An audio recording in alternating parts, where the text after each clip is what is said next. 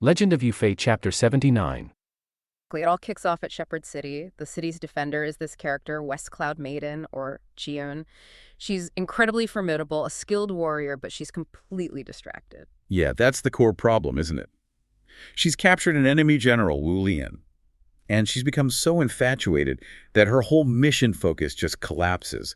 She's forgetting the war, forgetting revenge for her parents, all for this guy. And this isn't just internal turmoil, it spills right out onto the battlefield, which is strategically disastrous. We see it clearly when she basically lets one of her own allies get killed, Wan Yin-shou. Right, he's defeated by the Song forces, and Xian just watches. Pretty much, she allows him to be killed. And the reason, it turns out Wan Yin-shou was the one who killed Wu Lian's close comrade Wu Yang.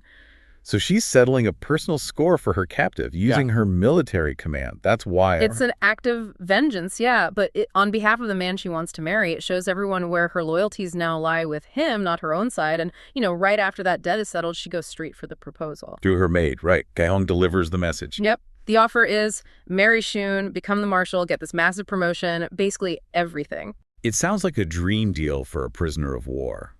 Power, status, marriage to the powerful captor. Should be an easy yes. You'd think so, but Wu Lian is a man defined by his martial honor. He doesn't refuse the marriage itself, interestingly. He refuses what he calls an improper union. The Geihei, what does that mean exactly? It's crucial. It means a hasty or illicit union. Something rushed without the proper social ceremonies, without legitimacy. For someone like Wu Lian, whose whole identity is tied up in honor and reputation, accepting a marriage like that under duress, it would just be shameful. He'd be ridiculed forever. Okay. So he's using the cultural rules themselves as a shield. It's like saying, you can hold my body captive, but not my honor. Precisely. He insists on custom. Specifically, he demands a proper intermediary, a matchmaker, the Mei, and here's the kicker. Let me guess. There's a catch. A huge one. The matchmaker must come from the Song camp, from his own side. Wow. Okay, that's brilliant, actually. Saying no probably means death, but demanding that, he's basically setting her an impossible task. Almost impossible, yeah. It forces her hand. Does she want him enough to try and achieve this ridiculous military objective?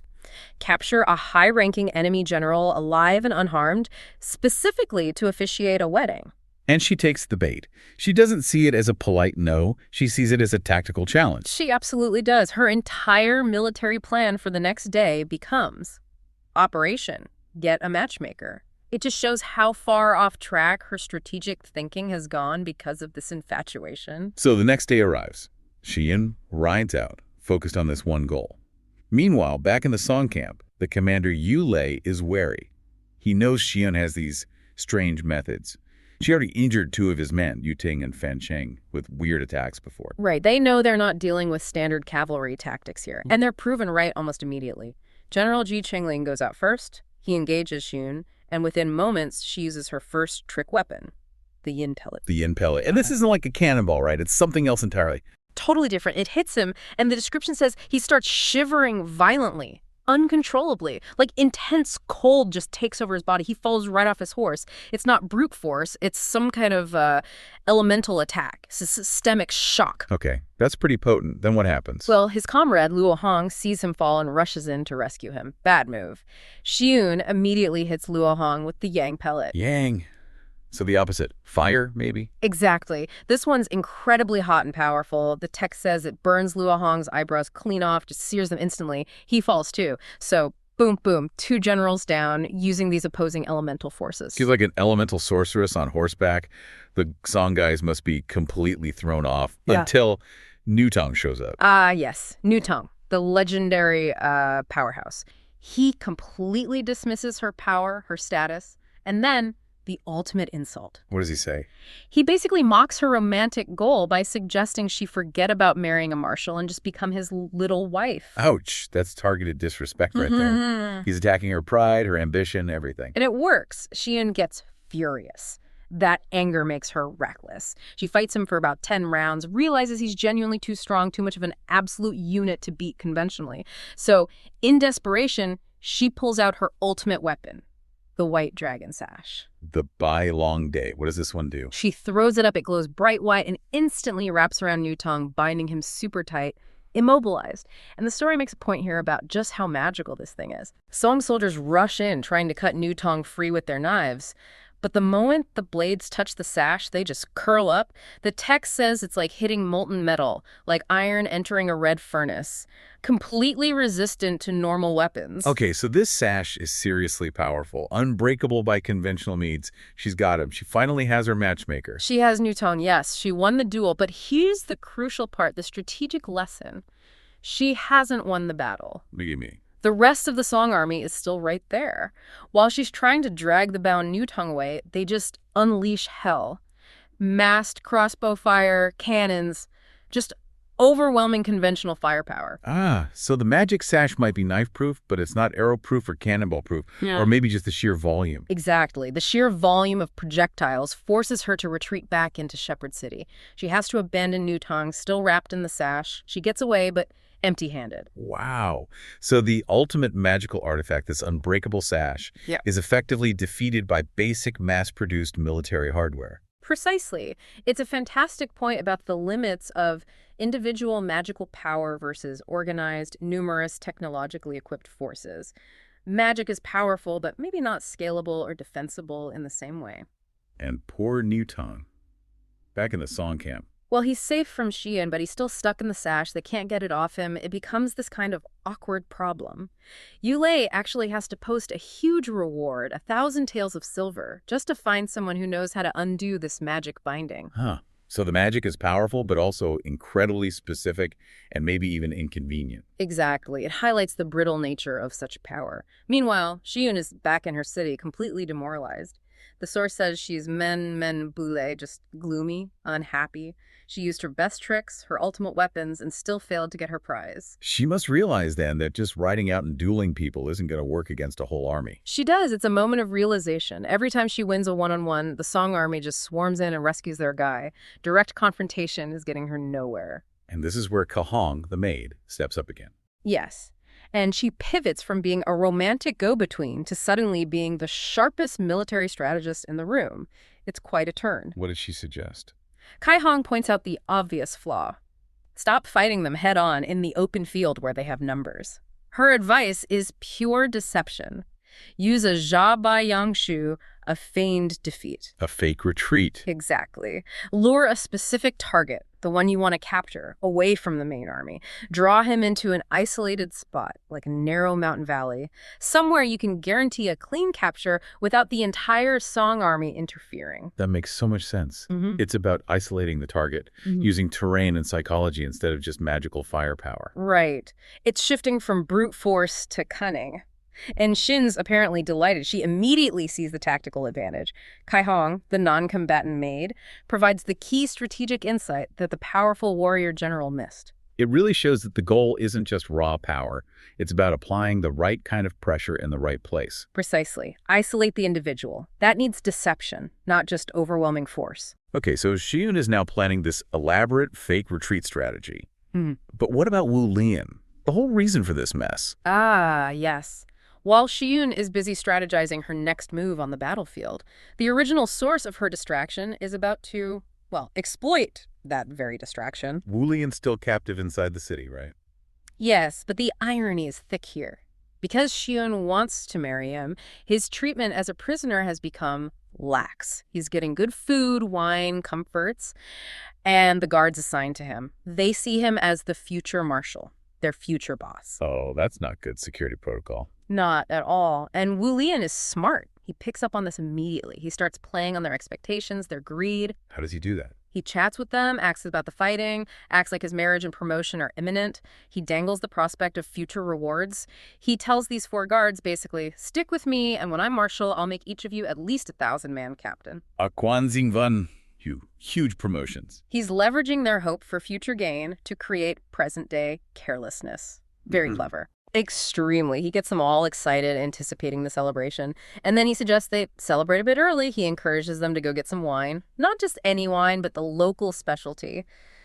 Top grade, spicy, crisp wine. Din La Su. The Dinasu. the real MVP of this chapter. You could say that. They get this potent wine, they start drinking, celebrating their future promotions with their future boss, and they drink until they are, as the text vividly puts it, roaring drunk, passing out completely, just east to west, wherever they fall, total security breakdown. All thanks to promises and some strong liquor. Yep. The combination of greed and intoxication. While they're all asleep, Wulian just quietly gets up, slips past them, and walks out the back. He just walks out. Pretty much. Yeah. He encounters a small patrol later, but manages to evade them by quickly leaping over a nearby wall. He disappears into the city defenses. His exact location isn't known, but he's free from immediate captivity. The marriage threat is gone. So the heavily guarded, high-value prisoner escapes not through force or rescue, but by exploiting basic human weaknesses in his guards. Wulian has just escaped his Jin captors. He needs to disappear, like, now. Right. He scrambles over a wall, finds himself in this big, fancy flower garden structure, but then he hears voices. So he needs cover. Exactly. He dives into the nearest, darkest spot he can find. Which turns out to be? Underneath a rather grand bed in one of the pavilion rooms. Now, the hiding spot itself isn't the main thing, it's what he overhears from there. He becomes this sort of accidental, perfectly positioned spy. Eavesdropping on the enemy. Yeah. And who walks in? It's the Ruxian County princess. She's the daughter of the Jin King Wanyan Shou, who just died. And she is, well, she's clearly devastated. Weeping, just come from her father's memorial. She's only got 2 trusted maidservants with her. Okay, so a private moment of grief. Which turns into a critical intelligence leak. The maids, trying to comfort her, they stop with the vague condolences and spill the real story behind Wanyan Shou's death. It wasn't just bad luck in battle. There's more to it. Much more.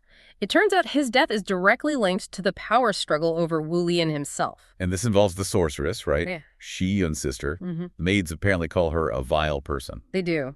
Scathing contempt, yeah. They reveal that Shi-Yun captured Wulian, but then she refused to hand him over. Just flat out refused. Because, and the text is explicit here, she thought he was extremely handsome and basically decided she wanted to marry him. Personal desire trumping military protocol. Wow. Okay, so Shi-Yun's obsession with Wulian holds things up. Completely. It delays key military actions. Wanyan Shou, her commander and Rikitsian's father, gets absolutely furious about this insubordination. She won't release the prisoner, won't follow the plan. So he, in anger, charges into battle recklessly. Without proper support. Exactly. And gets killed. Directly because Shi-Yun put her romantic interests before her duty. So Rikitsian hears this? That must be devastating and infuriating. Totally. She's enraged, biting her teeth, the text says. She immediately swears this oath to the Jin ruler, the Wolf Master, that she'll see Shi-Yun cut into 1,000 pieces. Vengeance becomes her sole focus. And Wulian hears all this from under the bed. His escape almost becomes secondary now, doesn't it? His survival depends on using this new information. Precisely. Yeah. But what's fascinating, and you mentioned this, is even in that moment, hiding for his life, listening to this murder plot, he's still noticing details about Rixian. Yeah, the description of her beauty is incredibly detailed, isn't it? Coming from his perspective under the bed, May blossom, changes descending. Even her narrow golden lotuses, her feet. It tells you he's sharp. He's not just, admiring the view. He's instantly assessing the situation. Her influence, her family line, the sheer depth of her anger. He sees an opportunity. Less romance, more strategic assessment. Absolutely. He's looking at a high-value asset, someone driven by this incredibly powerful motive revenge, which just happens to align perfectly with his own needs. Survival, escape, maybe even defection. So the scene is set. Potential allies forged in, well, grief and planned bloodshed. The maids leave. Rixian eventually drifts off to sleep. And Wulian makes his move, crawls out, restrains her. She wakes up screaming, right? Thinks he's a thief. Or worse, yeah. But credit to Rixian, she doesn't just panic. She grabs a sword, demands to know who he is. She's not submitting easily. That forces his hand. He can't just use force. Right. He has to switch tactics fast. Yeah. Diplomacy, manipulation, and this is where he gets really clever. Okay, so what's his play? He identifies himself Song General Wulian, captured by Shi-Yun's magic.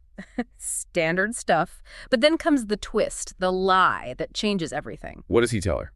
He claims he refused Shi-Yun's marriage proposal. Why? Because he saw she was putting her lust her personal desire above her duty to her commander Rixian's own father. Oh, that's brilliant. He flips it. He makes himself sound noble. Exactly. He frames himself as the principled one who rejected the lustful, duty-shirking Shi Yun. He basically implies Shi Yun let her father die because she was so obsessed with him, Wu Linan. So he takes the facts they both know Shi Yun wanted him, Wang Yunshou died because of the delay, and twists the motivation to make himself a fellow victim, someone who also suffered from Shi Yun's actions. It's masterclass psychological manipulation. And it works. It allows him to make this incredibly brazen proposal. Which is, He says, basically, look, my being here has already compromised your reputation. So logically, we should get married. wait, just like that, marry the guy who just crawled out from under your bed. Well, there's more to it. He frames it strategically. We marry, then together we kill Shi Yun. Avenge your father. Okay, revenge, that makes sense for her. Then, he continues, we defect to the Song dynasty, and as a bonus, we surrender Muyang City to them. We'll get a massive imperial reward. Wow, that's marriage, murder, treason, and profit, all rolled into one neat package. It's the ultimate hostile takeover, essentially, merging personal vendetta with political defection. How does Ruixian react? Does she actually buy this? What's really interesting is she doesn't seem swept away by emotion or any fake romance. She thinks about it like a politician, coldly, logically. She assesses him. Right, she studies him, notes his heroic build, thinks, okay, this guy could actually be a future pillar of the state. He looks the part. But is that enough? No, the real deciding factor is her own political calculation. She looks at the Jin dynasty, sees the current ruler as licentious and without principles. She thinks the whole kingdom is probably doomed anyway. So loyalty isn't a factor for her. Not really. Her best move, she figures, is to jump ship to the rising power, the Song, and securing her future with a potentially heroic Song general. That makes political sense. Pragmatism wins out. Totally. Personal revenge plus political survival. It outweighs any lingering loyalty to the Jin. So she agrees, but there's a condition. Let me guess. Shi Yun. Exactly. She agrees only if Wu Lian absolutely guarantees Shi Yun will die. That's her price. Non-negotiable. He agrees, presumably. He does. They seal the deal, basically, and they spend the rest of the night cementing their alliance and working out the details for the assassination plan. Okay, so the plan is set. What happens next? The morning comes. Predictably, Shi Yun finds out Wu Lian has escaped. She is, as you'd expect, furious, doesn't find him anywhere. So she does what she does best, rides out to challenge the Song camp, probably hoping to flush him out or just vent her anger. Meanwhile, at the Song camp, The main commander, Yu Lei, he's cautious. He knows Shi Yun's magic is dangerous. He puts up a no challenge sign. Smart move. Don't engage the sorceress directly. but there's always someone eager for glory. Always. In this case, it's the fourth prince, Yulin. He sees the sign, sees Shi Yun, and basically says, forget that, I'm fighting this demoness. He wants the glory. And Shi Yun sees him ride out. Does she recognize him? Not initially as a major threat, it seems. Her first reaction, according to the text, is again about appearance. She thinks, my word, another handsome young man. Seriously, she hasn't learned. Apparently not. It seems to be her fatal flaw. She immediately tries to persuade him to surrender, offering him a high position if he joins her side. She sees potential conquests, not necessarily opponents. So they fight. Oh yeah, a proper duel. 70, 80 rounds. It's a serious fight. Shi Yun realizes she might not win conventionally. So she resorts to magic. Exactly. She pretends to be defeated, lures Yulin away from the main camp into this remote mountainous area, perfect ambush spot. Then she unleashes her signature weapon. White dragon belt. The white dragon belt. She throws it into the air. Now, you need to understand, this thing isn't just a belt. It's a powerful, magical capturing device. It binds enemies, neutralizes them instantly. It's how she caught Wu Lian. When that belt comes out, the fight should be over. Should be, but Just as it's about to hit Yulin, we get that classic trope, the unexpected intervention. A powerful figure appears seemingly out of nowhere. who is it this time? A Taoist priest, riding out from the mountainside, and the description makes it clear he's on another level entirely. What does he look like? 9-beam crown, 7-star robe, riding a water-splitting rhino, which sounds amazing, and carrying an ancient sword. This guy radiates serious mystical power. Not your average village priest. Okay, so cosmic backup has arrived. What does he do about the belt? It's almost anticlimactic how easily he deals with it. He just raises his hand. The white dragon belt, this terrifying weapon, just shrinks down and disappears into his sleeve. Gone. Neutralized. Effortlessly. Wow. Qian must be shocked. Shocked and furious. She calls him a demon sorcerer. She's not beaten yet, though. She throws her backup magic, these yin and yang pellets, like magical darts. And the Taoist. Just as easily handles them. Catches one in his bare hand, the other just gets absorbed into his sleeve. He basically dismisses her entire magical arsenal without breaking a sweat. Okay, now she must be terrified. Absolutely. Seeing her best magic rendered useless. That's it. She knows she's outmatched. She wheels her horse around and flees. Panicked, racing back towards the city walls for safety. So let's pause there. This Taoist intervention, it feels significant. It's Yeah. like the story needed a reset button for the magic. That's a great way to put it. It's very common in these kinds of stories. When a magical villain gets too powerful for the human heroes to handle, often an external, even more powerful force, usually religious or supernatural, steps in. Not always to finish the fight, but to level the playing field, to remove the magical advantage. So the Taoist clears the path for the human plot to succeed. Precisely. The magic is off the table now. It allows the plan Wulian and Ruixian cooked up, the very human strategy, to actually take center stage. Xiyun is running back, vulnerable. And Yulin and the Taoist are pursuing her. Yes. She races towards the city, thinking she's almost safe. But who's waiting for her on the city wall? Ruixian County Princess. Ready to play her part, she acts quickly, orders the drawbridge lowered. Then she goes down herself to open the main gate, putting on this show of welcoming Xiyun back. Welcoming her into the trap. The ultimate betrayal. Xiyun rides in, probably relieved to be inside the walls, heading into the Urn City. That's the enclosed defensive area just inside the main gate, right? Mhm. Designed to trap attackers. Exactly. The perfect kill box. And just as Xiyun enters that space, the trap springs. Wulian makes his move. Wulian, who was hiding in plain sight, disguised as just another one of Ruixian's followers. He steps out suddenly from the shadows. No magic needed this time. Nope. All human action now. He uses a simple waist knife. One quick, decisive blow, and he cuts the sorceress, Xiyun, in half. Just like that. The powerful magic user, defeated by a knife in a gateway. Simple, low-tech betrayal. Driven by revenge and survival. Exactly. And the narrative points this out, calling her a beautiful woman turned resentful ghost. Yuli's army arrives at Muyang City. Surprise, the Jin general, Xiyun, defeated. And there's more. There's this young woman, a princess, they call her Junzu, who's actually leading mass surrenders. She's sided with the Song forces. It's a huge, totally unexpected win for Yulai right at the start. But it wasn't Yulai's standard army that pulled this off, was it? Not at all. The real key here is this mysterious helper who shows up just in time.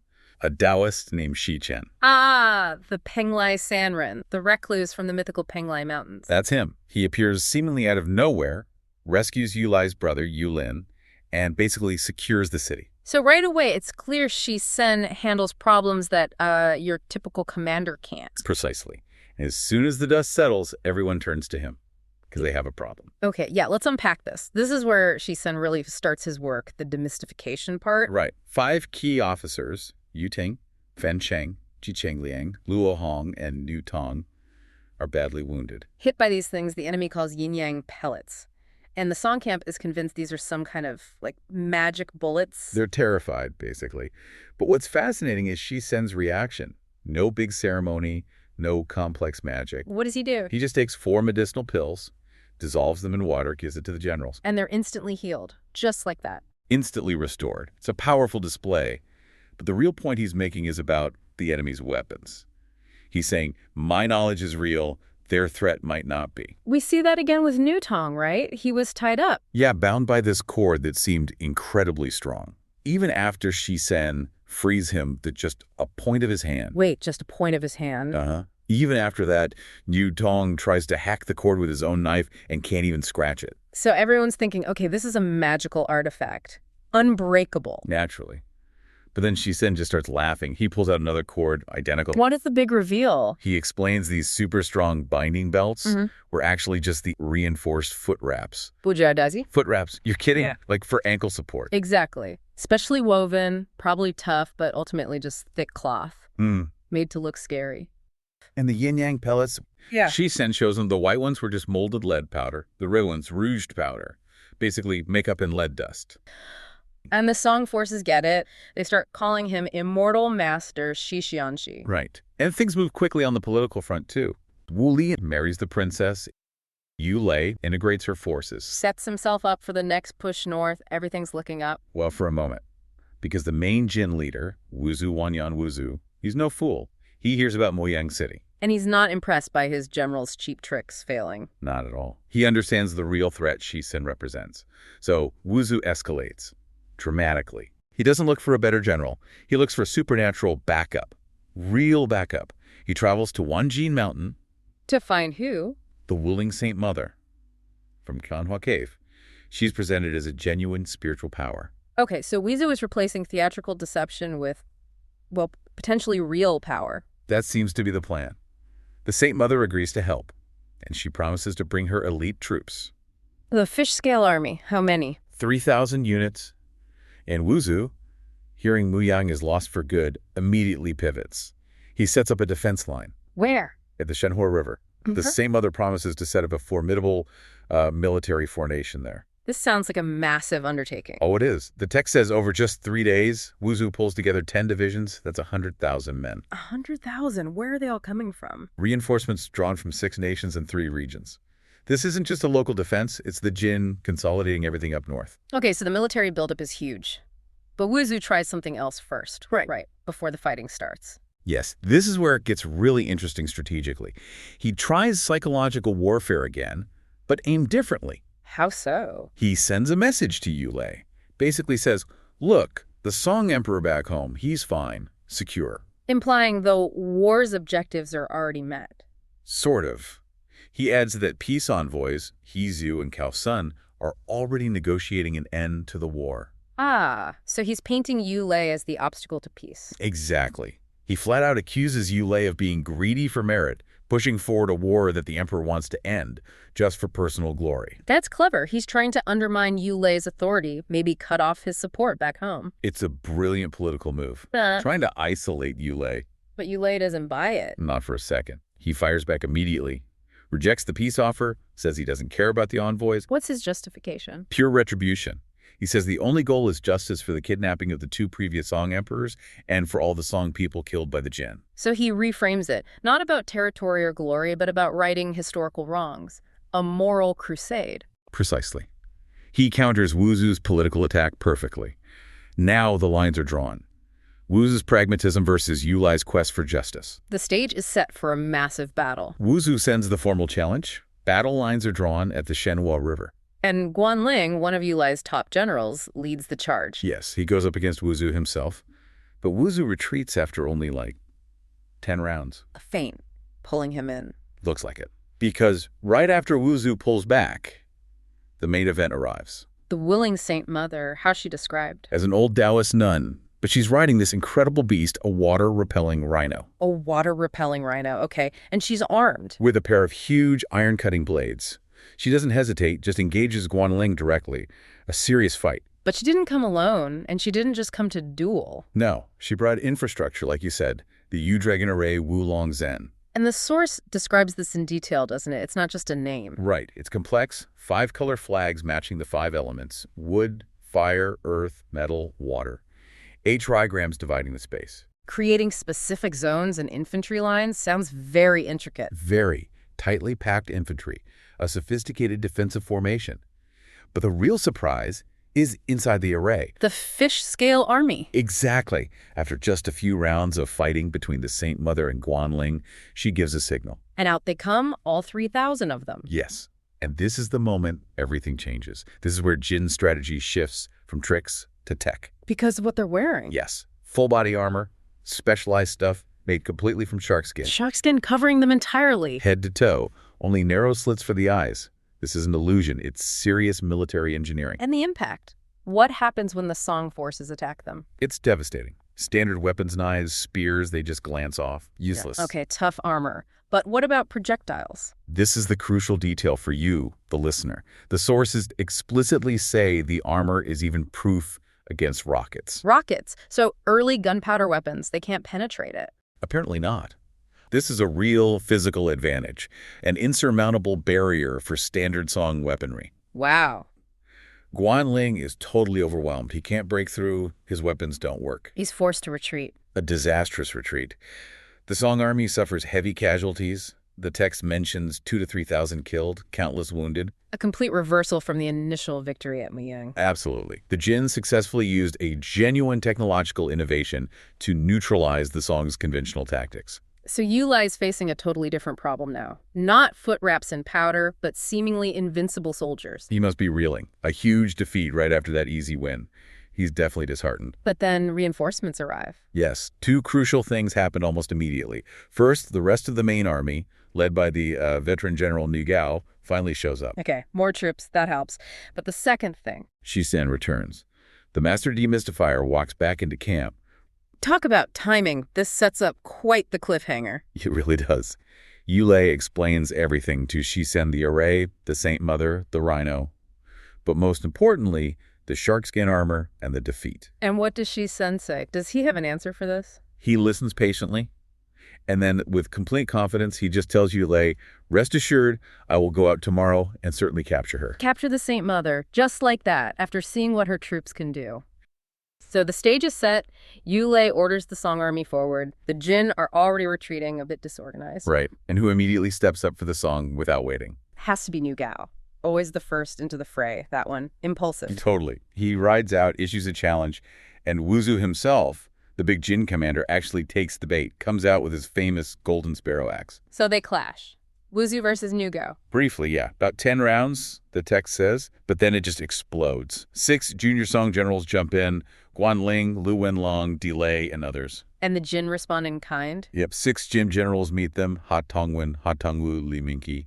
It turns into this big, messy melee pretty quickly. Okay, so a chaotic battle scene. But then comes the really critical moment. And it's almost unexpected, right? It's not even Nu Gao or Wuzhu in that initial duel. Exactly. It's another song general, Zhong Lang. Amidst all that chaos, he gets this opening. And he takes it with what, an iron rod? An oil-black iron rod, the source specifies. He lands this massive blow right on Wuzhu's left shoulder. Oof. That sounds serious. Nearly knocks him off his horse. Almost. Wuzhu just screams out in pain. It's a game changer. He immediately has to pull back, retreat. And that injury. That's key for everything that follows, isn't it? Absolutely crucial. The moment Wuzhu, their commander, is seen retreating in agony, the Jin morale just collapses. So the other Jin generals lose heart. Completely. Ha Tongwen and Ha Tongwu are killed almost immediately by Guanling and Delay. The rest just scatter and flee. So the conventional battle is pretty much won at that point because of Zhong Lang's hit? Militarily, yes. The Songers are pursuing, the Jin are broken. But then, just as you think it's wrapping up, the bell rings. The bell rings, and suddenly it's not a military battle anymore. Enter the Holy Mother of the Azure Spirit, Wuling Shengmu, riding a black ox, twin swords. And she basically challenges Yulei himself. Says, come break my array. It's a total shift to the supernatural. It really signals that, for the Jin to be truly defeated, it needed more than just military might. It required this kind of spiritual smackdown, too. Precisely. And how does Nu Gao handle this new mystical threat? Oh, let me guess. Patience, caution, strategic thinking. Not a chance. He just charges straight at her. No plan, just pure Nu Gao energy. And the Holy Mother, does she even bother fighting him? Nope. She just unleashes her defense. Yeah. These 3,000 fish-scale troops, Yulin Jun, they just swarm forward, covered in scales that are impenetrable to normal weapons. Swords, spears, they just glance off. The Song army is stuck. Okay, so standard weapons are useless. The Song need a counter magic. And right on cue, here comes the counter magic. Shisen arrives. Riding a water-splitting rhinoceros. Okay, the imagery is just getting better and better. Isn't it? And he's carrying this special sword, the pine pattern ancient fixed sword, but it's not the sword he uses first. Right, because these fish-scale troops, they have a specific weakness. A very specific one. Shisen pulls out a gourd. Not just any gourd, I bet. Definitely not. He opens it and out fly these iron-mouthed fire crows. Iron-mouthed fire crows. You just have to love the names. So what's their deal? Fire breath. Even better. They're like guided missiles for eyeballs. Wait, what? They ignore the impenetrable scales entirely and go straight for the eyes of the fish-scale troops. They peck out their eyes. Oh, that's gruesome. But incredibly effective, I imagine. Devastatingly effective. Suddenly, these invincible troops are blind, panicked, running everywhere, total chaos.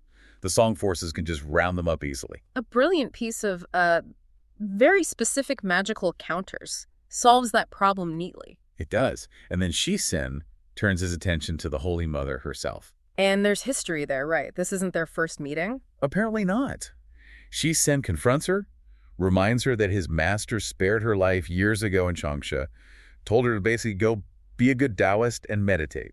And instead, she's here aiding the tyrant, Wuzhu. It's like a moral intervention mid-battle. Exactly. He's calling her out, but she's defiant. Show him back down, why not? She says she has to avenge her son, presumably someone killed earlier in the conflict, so she refuses to surrender or retreat. And instead, she ducks into her big defensive magic, the Azure Dragon Array. The Wulong Zhen, yes, her stronghold. So Shi-Sen follows her in. What's it like inside? It's suddenly this watery hellscape. The ground turns into rolling waves, and out come these, well, the text calls them shrimp and fish monsters or demons, Xia Yao Yu Guai, armed with forks and clubs.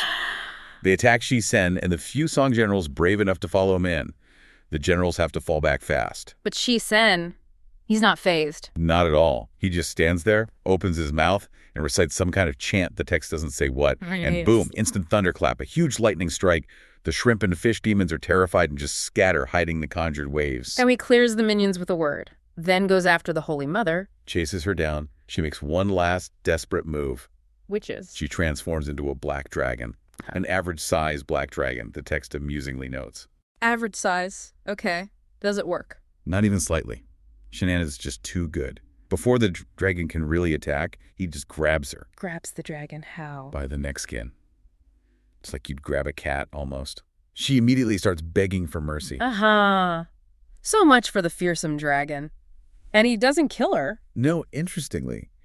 He binds her with a silk sash, again, very specific detail, loads her onto his water-splitting rhinoceros. And takes her off to face his master, like dropping off a prisoner. Pretty much. He declares the array broken, his mission complete, and just leaves the battlefield. The magical obstacle is gone. Okay, so the supernatural sidebar is resolved.